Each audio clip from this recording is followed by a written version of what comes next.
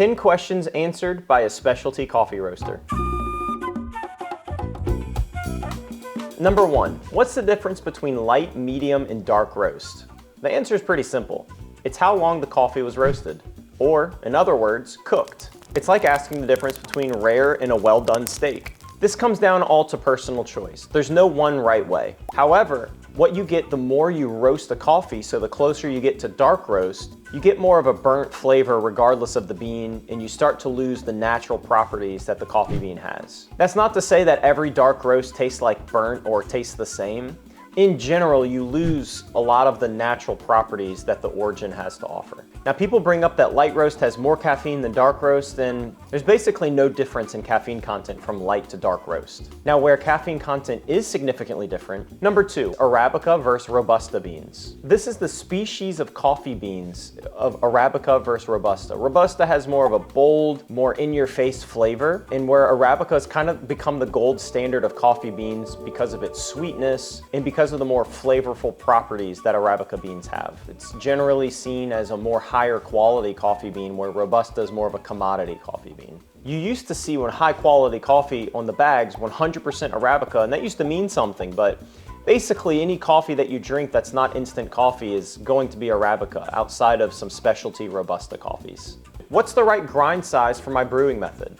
So it depends. Coffee is best extracted when the grind size is correct. So getting this right is really crucial for good coffee. We'll stick to the most common ways to make coffee at home, and we'll go to the finest and to the coarse.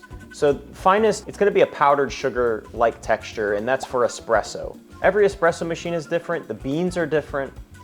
There's all different properties that kind of go into getting the exact right for espresso. So the espresso is probably the trickiest one because there's not a lot of room for getting it wrong, and it's not one size fits all, although in general it is the finest. And then you have drip coffee, and that'll be kind of a medium to medium coarse. So you're kind of approaching a fine sand texture. That's gonna be for drip and pour over. And then the coarsest you have is cold brew. So that'll be like thick, coarse, like think of sea salt or really thick granules. That's so that the coffee can be absorbed into the water, and so you want those big particles so the water can be adequately filtered and so it doesn't over extract in the amount of time that it takes to make cold brew. The most crucial part outside of the quality of the coffee beans and the freshness of the coffee beans for making a great cup of coffee in whatever brew method is the grind size, so don't get that wrong. What is freshly roasted coffee? So there's a period of time between roasting and brewing that's about 5+ days. So you don't want to brew coffee right after it's roasted, which you're probably not going to have that problem unless you're roasting it yourself. But then there is a time limit. So if you have whole beans, really past a year, coffee begins to significantly decrease in quality and freshness, all the gases leave. But then when it's ground, really that time goes down to kind of 6 months as the max. Using one-way vented bags, which most standard coffee bags are, which stops all the air from getting into the coffee bag, it just lets air out as the coffee degasses. And the other thing too is you don't want to have it stored in direct sunlight or in a high humidity place, as that deteriorates the quality of the coffee very quickly. How much coffee should you use? Now, brew ratio is the answer. So a lot of times you'll see on coffee bags to use tablespoons or scoops or even pre-measured containers if it's some sort of kit. But in general, the best way and the most consistent way to make coffee is to use a scale. So measuring this out is different for different brew methods. In general, 1 to 16 for most methods like drip or even cold brew is the way to go. So coffee world, it's metric, so it's a little different than what we're used to, but you always use 1 gram of coffee for every 16 milliliters. That's a really good place to start. Now, espresso and other brewing methods that are a little bit more concentrated, that ratio is kind of thrown out the window because you're making a way more concentrated, but in general, 1 to 16 is the best way to go. The biggest reason why we use weight in grams over volume is because depending on the bean, how fresh the bean is, how it was ground, a variety of factors, a tablespoon is not equivalent to a tablespoon. So if you want a consistent, good cup of coffee that is the right ratio, you have to measure it and you have to weigh it. Why does my coffee taste bitter, sour, or weak? There's so many factors that go into this. I'll give you the 4 biggest factors that go into this. It's extraction, water temperature, then you have the grind size, which we talked about before, which is crucial for a perfect extraction. Also the quality and the freshness of the beans. The quality of the beans matters a ton.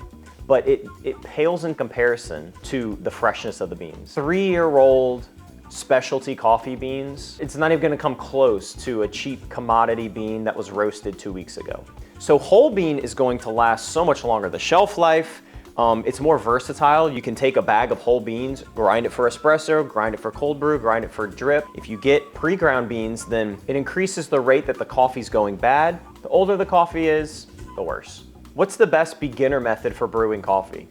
Simply put, K-Cups and automatic drip machines, it's kind of the go-to. It requires the least amount of equipment. It's pretty simple to do and replicate, but you're gonna get an average cup of coffee at best, unless you do something really wrong, an average cup of coffee at worst. So it really is the beginner's method.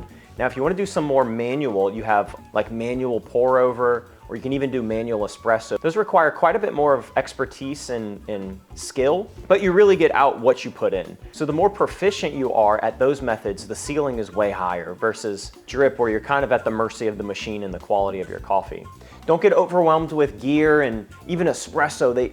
There's people out there that push 82-step, getting the perfect bean, getting the perfect grind and all that. Like, you make it really simple. You have a good grinder, and you have a tamper, and you have a decent espresso machine, you're gonna have a great cup of coffee. But it always goes back to the quality and the freshness of the coffee beans. Where does coffee come from, and does the origin matter? Coffee comes from all around the world, but at the same time can only be grown in very specific places in the world. Around the globe, there's a thing called the coffee belt. This is just a strip of land around the equator, north and south of the equator, and on the equator that coffee grows the best. And so in there you'll find countries like Mexico, you'll find countries like Ethiopia, Brazil, Colombia, just to name a few.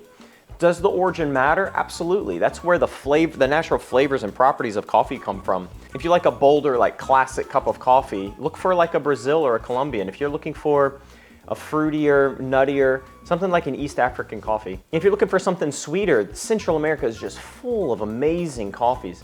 In those different countries, you have flavors that are based on the nutrients that are in the soil, all the other crops that are growing around, the climate, the elevation, the harvest time, how it's processed, all that goes into it. And you can really get into the details of finding your exact bean that you love. Is specialty coffee actually worth it?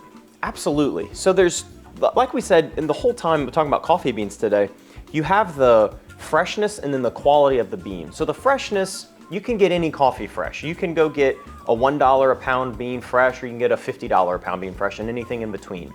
But what you can't get is the specialty coffee, what that has to offer in any coffee. So coffee is graded on a scale of 1 to 5. So specialty coffee is on the higher end of the scale, and that's number 1.